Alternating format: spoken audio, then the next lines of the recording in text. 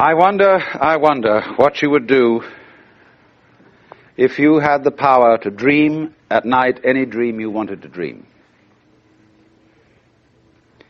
And you would, of course, be able to alter your time sense and slip, say, 75 years of subjective time into 8 hours of sleep. You would, I suppose, start out by fulfilling all your wishes. You could design for yourself what would be the most ecstatic life. Love affairs, banquets, dancing girls, wonderful journeys, gardens, music beyond belief. And then after a couple of months of this sort of thing, at 75 years a night, you would be getting a little taste for something different. And you would move over to an adventurous dimension, where there were sudden dangers involved and the thrill of dealing with dangers. And you could rescue princesses from dragons and go on dangerous journeys, make wonderful explosions and blow them up, and eventually get into contest with enemies. And after you'd done that for some time, you'd think up a new wrinkle to forget that you were dreaming, so that you would think it was all for real, and to be anxious about it. And then, because it'd be so great when you woke up, and then you'd say, well, like children who dare each other on things, how far out could you get? What could you take?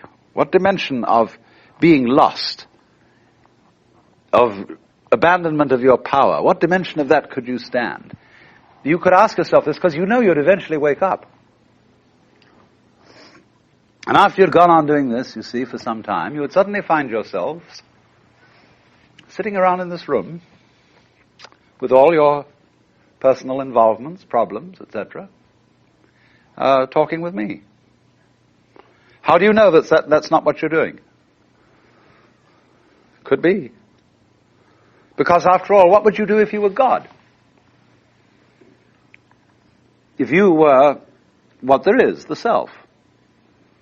In the Upanishads, the basic texts of Hinduism, one of them starts out saying, in the beginning was the self. And looking around, it said, I am. And thus it is that everyone to this day, when asked who is there, says it is I, and thereafter gives whatever particular name he may have. For if you were God, and in this sense that you knew everything, and you were completely transparent to yourself through and through,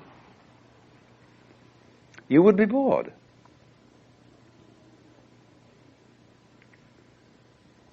Because if, looking at it from another way, we push technology to its furthest possible development, and we had, instead of a dial telephone on one's desk, a more complex system of buttons, and one touch, beep, would give you anything you wanted. Aladdin's lamp. You would eventually have to introduce a button labeled surprise. Because all perfectly known futures, as I pointed out, are past. They have happened, virtually.